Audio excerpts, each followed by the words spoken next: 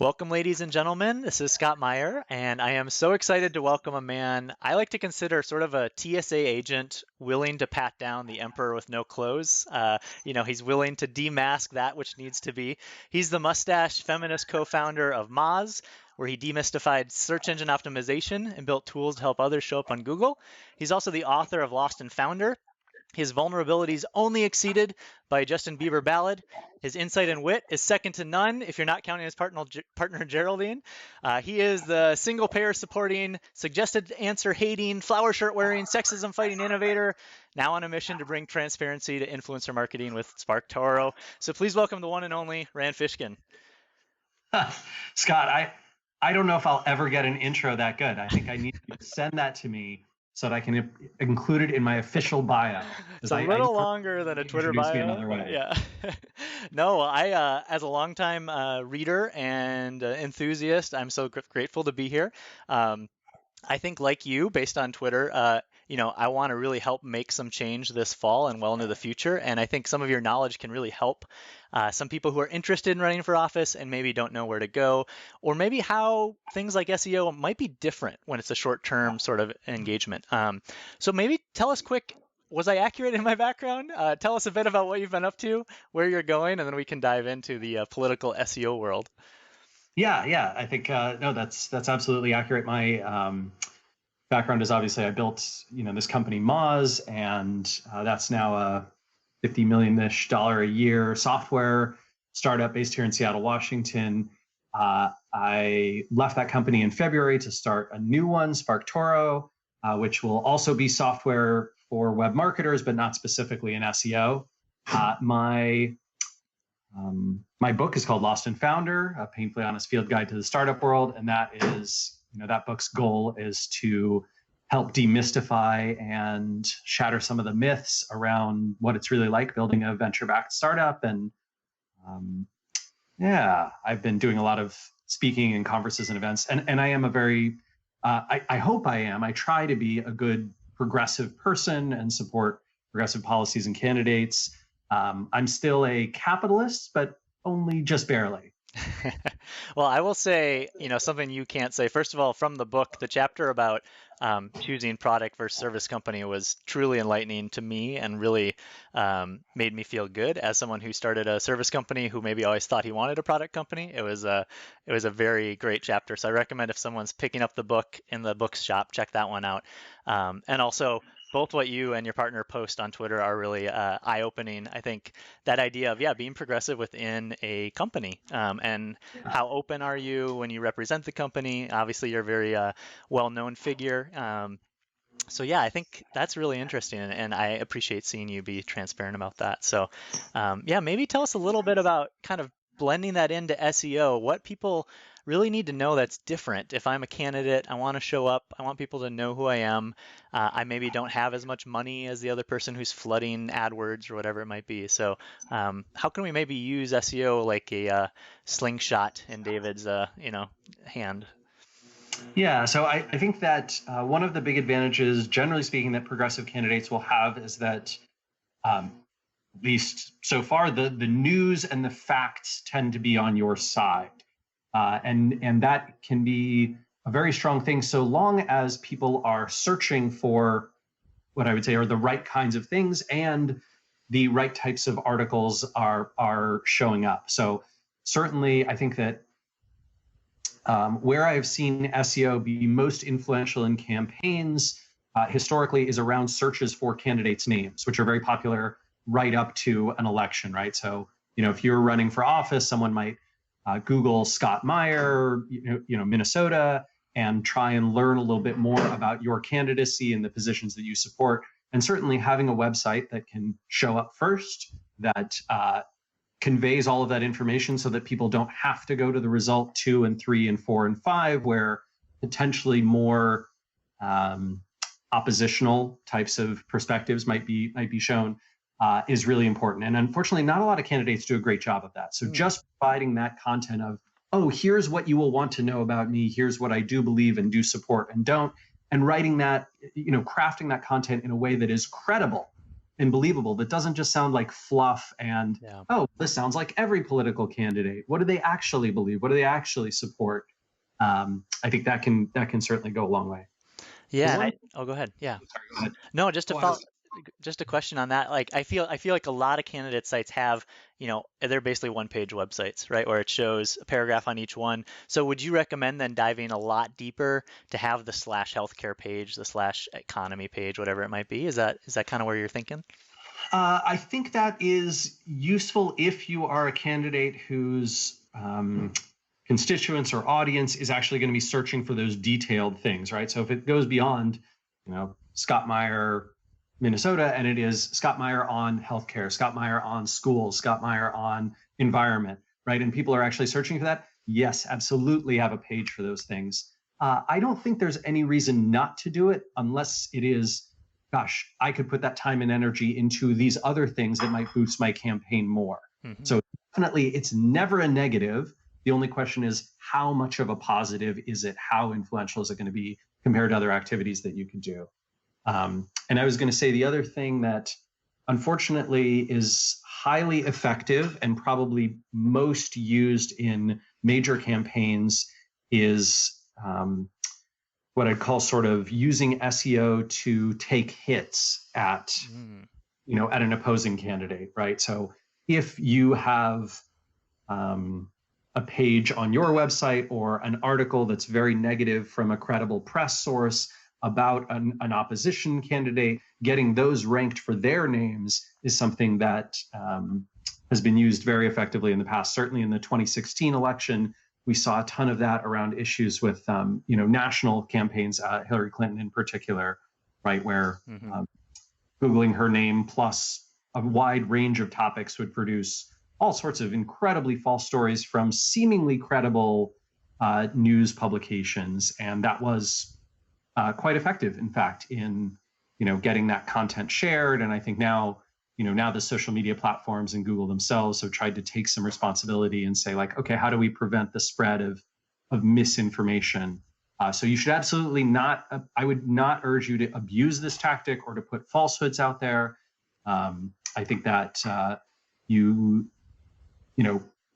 job as a progressive candidate is to be better, and to hold yourself to a higher standard. I certainly hold all of us to a higher standard than that, and I do think, though, that if there are important, credible sources that have accurate information, and that information is something that is not flattering, but that voters need to know, certainly, when you are getting interviewed, when you're pointing to things from your website, linking to those sources and helping them to be surfaced can be a reasonable tactic.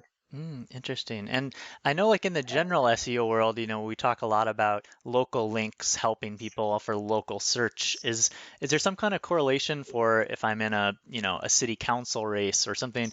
Is it better for me to spend time getting links from the, I don't know, Boys and Girls Club or from the local newspaper, or is the time frame so short maybe that isn't worth the effort? Yeah. From what we've seen, doesn't matter very much. Yeah. Local links are most helpful in the local and maps results, which are sort of a different algorithm, and they appear, with the maps grouping in Google's results. So unless you, for some reason, I can't imagine this would come up in a political campaign, but occasionally it might. If you see that Google map box and the sort of local listed results from there, that's the only time when those local links really carry a ton of extra firepower. In general, a link is going to be a link, right? And the more credible, the more high quality, the more well-referenced the source is, the more the link is going to help you perform well in Google's results. So I would urge even local candidates to consider, national press and guest publications and, op-eds that might be outside of your area. If you have supporters who are not in your region and they are willing to link to you and would like to help you with that, that's absolutely on the table. And I think a link is actually a great thing to ask for, right? So many folks will say, hey, donations go a long way. They do, but if you have a web publishing audience, a link also goes a long way. And I would urge candidates to talk to their constituents and supporters and say, hey, would you be willing to say something on your website to encourage your visitors to come check out what we're doing. Yeah, I love that idea. I'm originally from South Dakota, a very red state, and I think if you're running one of those uphill battles, you might have a lot of donation supporters from outside of your district, and that's Yeah, a great ask, like you said.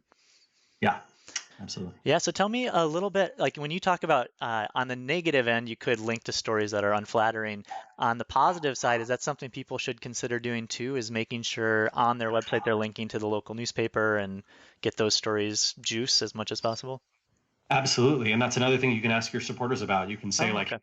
here are the three most important pieces that have been written about, my candidacy or our efforts.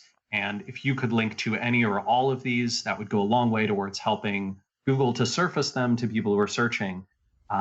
And trying to own and control the results that come up on page one, especially, is really important. And I think that's one of the reasons why I really would encourage candidates to do a few things. One, if they have positive coverage about themselves, to absolutely link to it. Two, when they're getting that positive coverage, try and encourage, make sure to whatever degree that you can influence and control this, that your name and your geography, your district, your state, your city, whatever it is included in the title and the headline of the piece. Hmm. Right? So, Scott Myers running for office in, et cetera, et cetera. You want that naming convention so that you have the maximum opportunity to show up in Google, so that Google considers that a very relevant result. And then I would use your social media profiles to, optimize around your name, and I would make sure that those social profiles link off to, your to the press about you and to your website itself. I would make sure that your website likewise links to your social profiles and links to the press that's been written about you. And I would certainly encourage folks to consider getting press even from sources that are not in their home district, right? That might not reach their home audience because of the way Google operates. That can still reach a lot of people who are searching for you. And that can still reach a lot of people who might support you, even if they're not in your particular geography. Sure, yeah. And just to kind of clarify for folks, when you talk about linking, I think it's important that you mean on a web page and not on a social media post. Am I saying that right? Because it will be a no follow, or you can maybe explain that a little bit. Yeah, that is generally correct. So it is absolutely the best link that you can get is, a story that appears on the front page of the New York Times, linking to you in the first few paragraphs with a direct followed link, right? That's the best link in the world. And then it kind of goes down from there. So if the publication is smaller or the link is less prominent, that's still helpful, but not quite as helpful. And then in a social profile, the link that you put on your own Twitter account is technically has this tag called a no follow tag, which tells Google, hey, we Twitter did not editorially create this link, so you shouldn't consider it a vote from us at Twitter.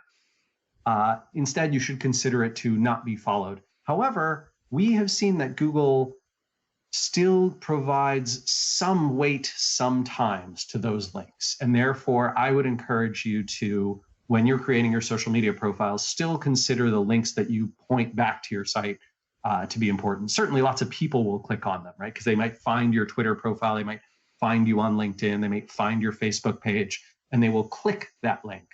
And you want that to go to the right place. And it looks to us like Google sometimes counts those as well. So same thing here, right? If Wikipedia has written an article about an issue and you're mentioned in there, go ahead and go to the talk page, put in hey, here's the source for the content that Wikipedia is publishing here. That source should, and even though Wikipedia uses no followed links, those look to us like they sometimes have an impact on Google rankings. So certainly I would encourage folks to do that on social, on whatever platform it is. And that's another nice ask, right? You can say, hey, if you have a website, please post this here. Don't have a website? We'd still appreciate a tweet, a post on LinkedIn, a post on your Facebook page. That's great. Yeah. So for a lot of campaigns, they'll have a campaign manager, maybe an intern, volunteer. How much priority should they put on creating, say, blog posts versus posting on social versus just trying to go get interviews and knock on doors? To be honest, I think that it is probably the last one that's still the most influential, generally speaking. So, knocking on doors, meeting people in real life, setting up events, getting interviewed, reaching people in places where they already pay attention. So in, whatever it is here in Seattle, it might be the Seattle Times, and getting the endorsement from the Stranger Election Board, and, having the Seattle Weekly write positively about you, and having, the Capitol Hill blog say something nice about you. Those types of things are probably going to be more influential than, a few tweets, a few links. I think when SEO and digital marketing become really, really important is when you're sort of already known and you're trying to influence broad opinion, right? So someone says, hey, whatever it is, this candidate did these terrible things, or this candidate did these wonderful things. And someone else goes and, let me go look them up. I need to go search and see what's really going on there.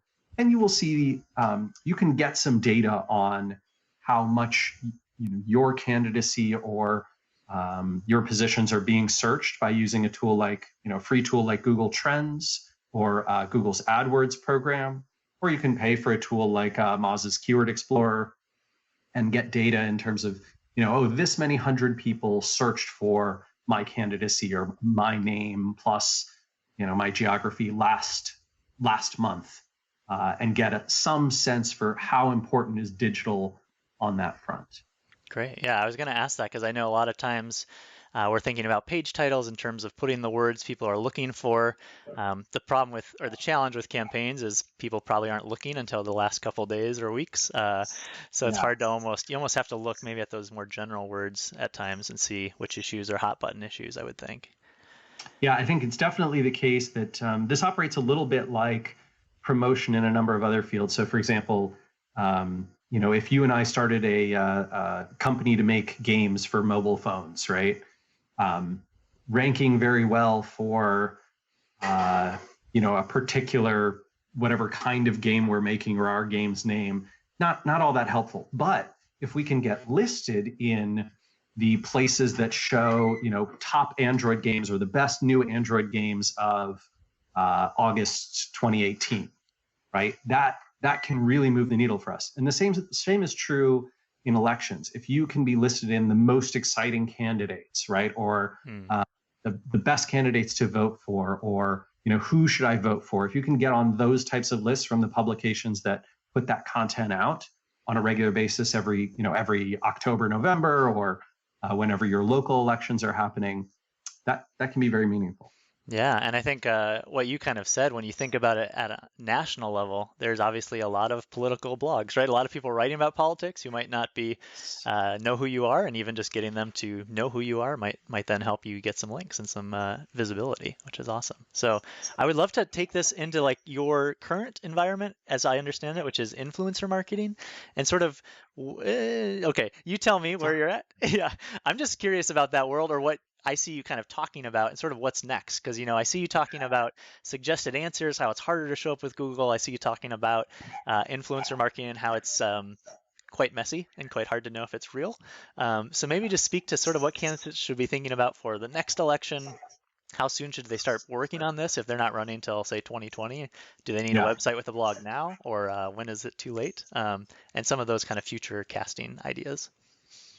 Yeah, I think so I would certainly say, tactically speaking, from an SEO perspective and for lots of other awareness reasons, the earlier you can start, the better.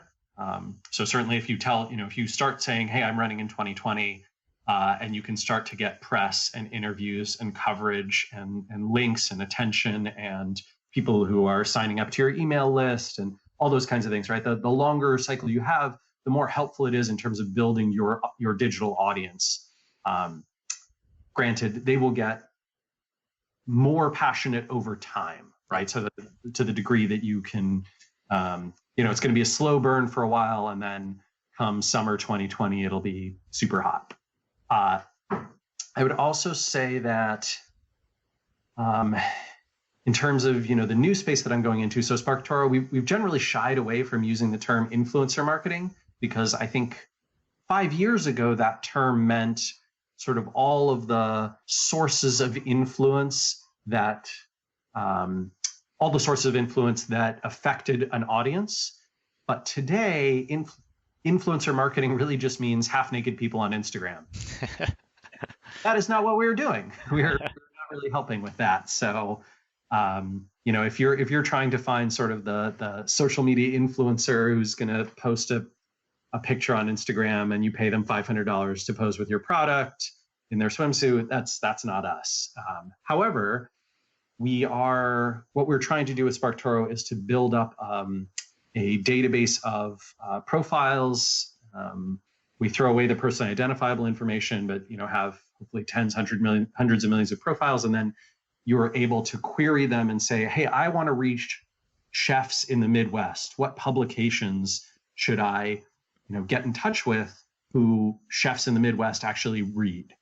And we might say, oh, it turns out they all go to this event, they all listen to this podcast or these 7 podcasts, they subscribe to these 4 YouTube channels, and they read these 22 blogs, and those kinds of things. So that's what we're trying to surface with SparkToro. We're probably still 6 to 9 months away from having a product.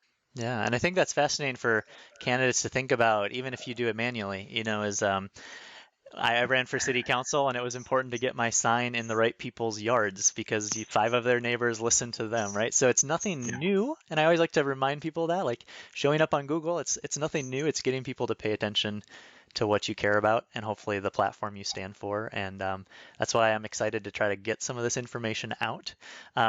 So Rand, anywhere else people should go to learn to keep up on sort of ideas for candidacy or any other resources I kind of failed to ask you about?